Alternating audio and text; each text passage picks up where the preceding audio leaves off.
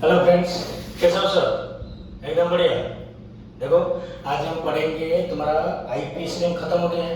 उसके बाद तुम्हारा 11th का जो नेक्स्ट पार्ट है बेटा, जो सबसे इम्पोर्टेंट है तुम्हारा 11th एंड एंट्रेंस के लिए। क्या लिखा है? आइसोमेरिज्म। पूरा क्लियर? अच्छे से आपको देखना, अच्छे से सुनना, ताकि आपका कॉन्सेप्ट क्लियर हो जाए। पूरा क्लियर? चलो। सो आइसोमेरिज्म का मतलब क्या? देखो, पहले हमको देखो, यहीं पर मैं लिख रहा हूँ। देखो, सपोज दो कंपाउंड मैंने लिया है, एक तो A and B, organic compound. तुम जानते हो ऑर्गेनिक कंपाउंड मतलब किसका कंपाउंड? कार्बन एंड कार्बन का कंपाउंड, लेकिन उसका वैलेंसी कैसे सैटिस्फाई होगा? By using the hydrogen. So अगर ध्यान से सुनना बेटा, वेरी इंपॉर्टेंट है। ये जो ऑर्गेनिक कंपाउंड दोनों मैंने लिया, अगर इन दोनों का क्या रहेगा? Molecular formula. क्या? मॉलिक्यूलर फॉर्मूला अगर सेम होगा, same molecular formula, okay, but different different physical and chemical behaviour होगा, केमिकल नेचर। पूरा क्लियर? आराम से। सो अगर मैं दो कंपाउंड को ऑर्गेनिक लूंगा मैं, एंड दोनों का मॉलिक्यूलर फॉर्मूला सेम होगा, but their physical and chemical behaviour उसका चेंज होगा बेटा। सो उन दोनों को मत, ये दो कंपाउंड को हम क्या बोलेंगे? आइसोमर। क्या बोलते हैं उसको? आइसोमर। आएगा समझ में? सो देखो, मॉलिक्यूलर फॉर्मूला सेम रहा, but physical and chemical nature तुम्हारा डिफरेंट हो गया, तो उसको हम क्या बोलेंगे? आइसोमर। ओके, ये तो हो गया आइसोमर, लेकिन वो जो फेनोमेनन है उसको हम क्या बोलेंगे? आइसोमेरिज्म। आएगा समझ में? सो देखो, सो ये समझ में आ गया तुमको, दो ऑर्गेनिक कंपाउंड का मॉलिक्यूलर फॉर्मूला सेम होगा, लेकिन उसका फिजिकल और केमिकल बिहेवियर अलग होगा, तो उसको बोलेंगे आइसोमर। और फेनोमेनन क्या बोलेंगे? आइसोमेरिज्म। देखो, आइसोमेरिज्म तुम्हारा मेजरली दो टाइप का होता है। देखो, एक तो स्ट्रक्चरल आइसोमेरिज्म, एक तो होता है स्टेरियो आइसोमेरिज्म। आएगा समझ में? सो देखो, स्ट्रक्चरल आइसोमेरिज्म मतलब देखो, कोई भी आइसोमेरिज्म में अगर स्ट्रक्चरल डिफरेंस आएगा, स्ट्रक्चरल में क्यों बोल रहा हूँ बेटा? ओके, रटने का नहीं, मतलब स्ट्रक्चर में अगर, लेकिन एक बात याद रखना, जो भी तुम आइसोमर तुम पढ़ो, लेकिन उनका मॉलिक्यूलर फॉर्मूला सेम रहेगा। ध्यान में रखना, क्या बोला भाई? एम्पिरिकल फॉर्मूला नहीं, मॉलिक्यूलर फॉर्मूला तुम्हारा सेम होना चाहिए। सो देखो, एक तो आइसोमरिज्म हो गया हमारा स्ट्रक्चरल आइसोमरिज्म, एक तो आइसोमरिज्म हो गया हमारा स्टेरियो आइसोमरिज्म। देखो, स्ट्रक्चरल आइसोमरिज्म मतलब देखो, with क्या लिखा है? देखो, without referring to space, the isomer differ in the arrangement of atoms within the molecules is called structural isomerism. Without interfering to space मतलब स्ट्रक्चरल आइसोमरिज्म ओनली तुम्हारा structure के ऊपर बेस करेगा बेटा, स्पेस में उसका कैसे अरेंजमेंट है उसके ऊपर डिपेंड नहीं करेगा। सो जो स्पेस रिलेटेड आइसोमरिज्म नहीं होगा, मतलब कैसे अरेंजमेंट होगा, उसको हम क्या बोलेंगे? Structural isomerism. पूरा क्लियर? सेकंड देखो, स्ट्रक्चरल आइसोमरिज्म पहले हम किसके बारे में पढ़ेंगे? Structural isomerism. देखो, स्ट्रक्चरल आइसोमरिज्म अगेन तुम्हारा कितना टाइप का होता है? देखो, चेन आइसोमरिज्म, पोजीशन आइसोमरिज्म, बहुत टाइम है हमारे पास, सो धीरे धीरे कम पढ़ो, लेकिन पूरा कॉन्सेप्ट क्लियर करके पढ़ो। Okay, chain isomerism, position isomerism, ring chain isomerism, functional isomerism, metamerism and tautomerism बेटा। ओके, पूरा क्लियर? तो देखो, उसके बाद ये हो गया हमारा फंक्शनल, तुम्हारा स्ट्रक्चरल आइसोमरिज्म का वेरियस क्लासिफिकेशन। उसके बाद क्या आ रहा है तुम्हारा? देखो, स्टेरियो आइसोमरिज्म। स्टेरियो आइसोमरिज्म मतलब हमने अभी बोला ना, स्ट्रक्चरल आइसोमरिज्म स्पेस को डिपेंड नहीं करेगा, तो स्टेरियो आइसोमरिज्म मतलब जो कि तुम्हारा स्पेस मतलब कितना डायमेंशन होता है तुम्हारा? 3 dimension, X axis, Y axis and Z axis. So कोई भी मॉलिक्यूल का जो 3D अरेंजमेंट होगा बेटा, उसके स्टडी के लिए हमको कौन सा आइसोमरिज्म पढ़ना पड़ेगा? Stereo isomerism. क्या लिखा है? The isomerism arises due to a different arrangement of atom और ग्रुप्स। देखो, ध्यान से देखना बेटा, इन स्पेस, ये क्या लिखा है? Without referring to the space. आएगा समझ में? ये सिर्फ स्ट्रक्चर को भी रिलेट करेगा, लेकिन ये जो स्टेरियो आइसोमरिज्म ये बेटा स्पेस में मतलब 3 डायमेंशन में तुम्हारा कैसे एटम और ग्रुप सब अरेंजमेंट हुआ है, उसको स्टडी करने के लिए हमको क्या पढ़ना पड़ेगा? Stereo isomerism. सो ये अभी जो दो टर्म मैंने बोला, structural isomerism and stereo isomerism, इसको पहले आप अच्छे से समझो। और एक बार बोल रहा हूँ, सुनो। स्ट्रक्चरल आइसोमरिज्म मतलब स्पेस को अरेंजमेंट रिलेट नहीं होगा, लेकिन स्टेरियो आइसोमर्स में तुम्हारा कंपाउंड का दर एटम हो चाहे ग्रुप भी हो, ओके। सो वो किसको रिलेट करेगा, स्पेस को, मतलब स्पेस में कैसे अरेंजमेंट हो रहा है, पूरा क्लियर। चलो सो देखो फिर ये जैसे तुम्हारा क्लासिफिकेशन हुआ है structural isomers, similarly stereo isomers का फिर देखो कितना, तीन टाइप का हम पढ़ेंगे। एक तो है हमारा ज्योमेट्रिकल आइसोमर्स, एक तो हो गया हमारा ऑप्टिकल आइसोमर्स, एक तो हमारा कन्फॉर्मेशनल आइसोमर्स। बस तुम ध्यान से वीडियो को वॉच करते रहो, मैं एक एक करके एग्जांपल देके सब्सिक्वेंट वीडियो में आपको बताते चलूंगा। आई बात समझ में। चलो सो पहले हम किसके पास जाएंगे, स्ट्रक्चरल आइसोमर्स। देखो स्ट्रक्चरल आइसोमर्स जो पहले वाला है क्लासिफिकेशन क्या है, चेन आइसोमर्स। ध्यान में देखा। सो देखो यहाँ में लिखा, देखो चेन आइसोमर को दूसरा टाइम हम क्या बोलेंगे, न्यूक्लियर आइसोमर्स, नहीं तो स्केलेटल आइसोमर्स, क्लियर। सो इसका जो डेफिनेशन है बेटा, देखो वही चीज देखो नोट करके आप लिखते रहना, नोट करके देखो चेन आइसोमर्स का जो तुम्हारा डेफिनेशन होगा क्या होगा, देखो दो ठो कंपाउंड का मॉलिक्यूलर फार्मूला, ध्यान में रखना है क्या बोला, दो तो कंपाउंड का मॉलिक्यूलर फार्मूला हमेशा सेम रहेगा बेटा, मॉलिक्यूलर फार्मूला सेम रहेगा, लेकिन किसमें वो चेंज होगा, मॉलिक्यूलर फार्मूला सेम। आप नोट करते चलना, वीडियो को वॉच करके, जगह शॉर्टेज है इसलिए मैं यहाँ पर आपको समझा देता हूँ, ओके। सो दो तो कंपाउंड का मॉलिक्यूलर फार्मूला सेम है बेटा, लेकिन different in chain length, different in chain length. अगर दो तो कंपाउंड का मॉलिक्यूलर फार्मूला बेटा आपका सेम रहा, लेकिन दोनों का चेंज में वेरिएशन है, कोई लंबा रहेगा कोई ब्रांच फॉर्म में रहेगा, ओके। सो उन दोनों को हम क्या बोलेंगे, चेन आइसोमर, एंड वो फेनोमेनन को हम क्या बोलेंगे, चेन आइसोमेरिज्म। देखो यहाँ पर मैंने एग्जांपल लिखा, देखो C5H12। सो C5H12 मतलब तुम्हारा जो अल्केन का जनरल फॉर्मूला होता है CnH12+2 है, ओके। सो CnH12+2 मतलब इसको C5 के मतलब इसको क्या बोलेंगे, पेंटेन, पूरा क्लियर। तो 1 2 3 4 5 तुमको एग्जाम में क्या पूछेगा, देखो पेंटेन दे देगा, तुमको पूछेगा which of the following is chain isomer of pentane. तुमको बेटा क्या करना है, देखो तुमको देखना है स्ट्रेट चेन में कितना कार्बन है, देखो 5 तो कार्बन है, मैंने देखो अभी क्या क्या 1 2 3 4, ध्यान से देखना बेटा, 1 2 3 4 4 तो को स्ट्रेट चेन में रखा, एक तो को मैंने ब्रांच बना दिया।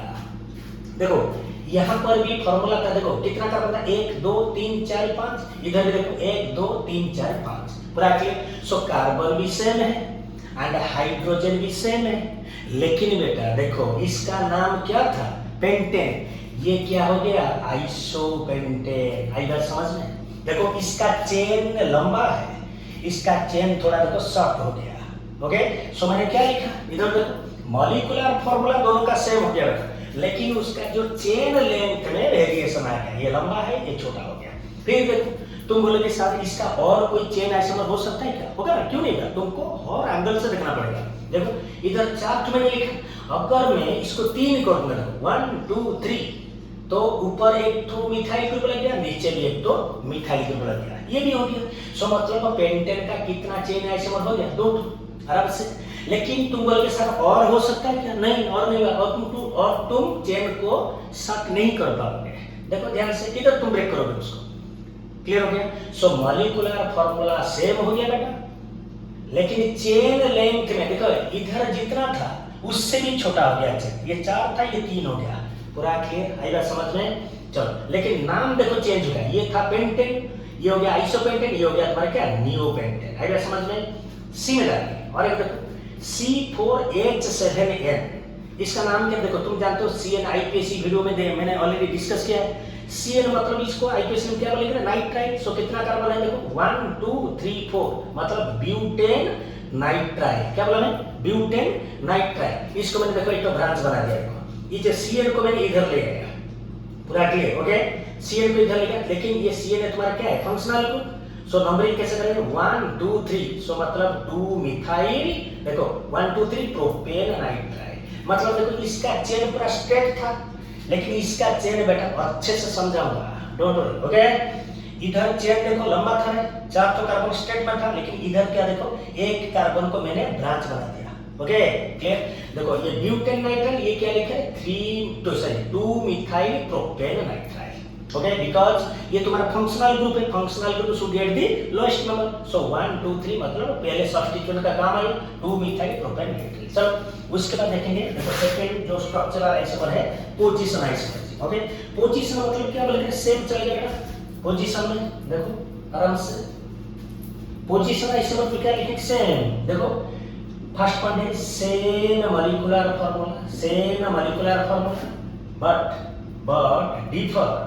but differ in the position of double bond और ट्रिपल बॉन्ड और बेटा क्या रे फंक्शनल ग्रुप और फंक्शनल। देखो दोनों कंपाउंड का अगर मॉलिक्यूलर, ये देखो हर टाइम में रिपीट कर रहा हूं, दोनों कंपाउंड का मॉलिक्यूलर फार्मूला बेटा ध्यान में रखना हमेशा सेम रहेगा, लेकिन किसमें डिफर होगा, ये पोजीशन ऐसे समझ में, डबल बॉन्ड का पोजीशन में चेंज होगा, ट्रिपल नहीं तो ट्रिपल बॉन्ड का, नहीं तो तुम्हारा फंक्शनल ग्रुप का, चाहे अल्कोहल एल्डिहाइड कीटोन व्हाटएवर में कार्बोक्सिलिक एसिड। ओके, देखो ध्यान से देखो, इधर मैंने एग्जांपल लिया, देखो C4H10O, मतलब इसको अगर स्ट्रक्चरल लेवल लिखेंगे, ये कौन सा कंपाउंड आ गया है, अल्कोहल। OH होगा मतलब क्या हो गया है, अल्कोहल। सो इसको क्या बोलेंगे, देखो ये जो दोनों मिथाइल ग्रुप लगा हुआ है मतलब सेम है, लेकिन कार्बन नंबर कितना है, 1 2 3 4, सो मतलब ब्यूटाइल। सो सेम रहता है, ये ध्यान में रखना बेटा, दो मिथाइल जब एट ए टाइम ये कार्बन को लगेगा एवं सेम रह जाएगा, उसको क्या बोलेंगे, आइसोब्यूटाइल अल्कोहल। देखो आइसोब्यूटाइल अल्कोहल मतलब देखो इसका अगर हम आइसो, देखो आई ये कॉमन नेम है बेटा, इसको क्या बोलते हैं बेटा, कॉमन नेम, कॉमन नेम। अगर तुम आईपीएस में लिखोगे, देखो फंक्शनल ग्रुप का साइड वाला कार्बन 1 2 3, सो कितना, देखो 1 2 3 मतलब इसका नाम क्या हो गया, 2 मिथाइल प्रोपान, 2 मिथाइल प्रोपानॉल, पूरा क्लियर।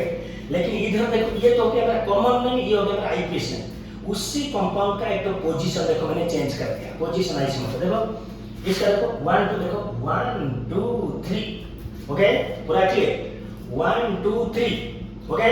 इसका जो कॉमन नेम है बेटा, देखो इसका जो कॉमन नेम है इसको क्या बोलेंगे, टॉर्ट ब्यूटाइल अल्कोहल। इसका कॉमन नेम क्या होगा, टॉर्ट, मतलब देखो एक कार्बन, टॉर्ट तो मतलब क्या है, टी मतलब बेटा टर्शियरी, टी मतलब क्या है, टर्शियरी, मतलब टर्शियरी मतलब बोलोगे सर टर्शियरी का मतलब क्या है, एक कार्बन को अगर 3 कार्बन डायरेक्टली अटैच हुआ है, क्या बोला मैंने, और एक बार बोलो, एक कार्बन को अगर 3 कार्बन डायरेक्टली अटैच होगा, so that carbon is called as what, tertiary carbon. आई बात समझ में। देखो इधर पोजीशन किसमें था, OH ग्रुप का पोजीशन बेटा तुम्हारा कहां था, 1 नंबर कार्बन में।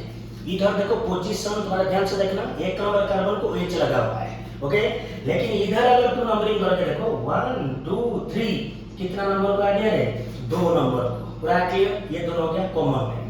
सो मतलब मैं कहना चाहता हूं isobutyl alcohol and tertiary butyl alcohol, they are what isomer, position isomer. ठीक है, देखो इधर मैंने क्या लिखा था, डबल बॉन्ड में चेंज होगा, नहीं तो ट्रिपल बॉन्ड में, नहीं तो फंक्शनल ग्रुप में। इधर को ये चला गया तुम्हारा फंक्शनल ग्रुप का, ओके। डबल बॉन्ड देखो C4H8 मतलब इसका नाम क्या है, 1 ब्यूटेन, पूरा क्लियर। बिकॉज़ नंबरिंग कैसे चलेगा, 1 2 3 4, 1 2 के अंदर अगर डबल बॉन्ड है सो हम किसका नाम लेंगे, एक नंबर का जो प्रीसीडिंग नंबर है, मतलब as per IPC rule ब्यूट 1 ENA। देखो मैं उसी कार्बन में, इधर भी 1 2 3 4, मैंने यहाँ पर भी लिखा 1 2 3 4, लेकिन इधर नंबरिंग देखो 1 2 3 4, मतलब किसके अंदर डबल बॉन्ड है, 2 3। सो मतलब इसका मीनिंग कैसा होगा, ब्यूट 2 है। देखो फर्स्ट कंपाउंड में डबल बॉन्ड का पोजीशन था 1 2 में, सेकंड कंपाउंड में डबल बॉन्ड का पोजीशन है 2 3 में बेटा, लेकिन मॉलिक्यूलर फार्मूला दोनों का सेम है। अगर समझ में, so same molecular formula but differ in the position of double bond, okay।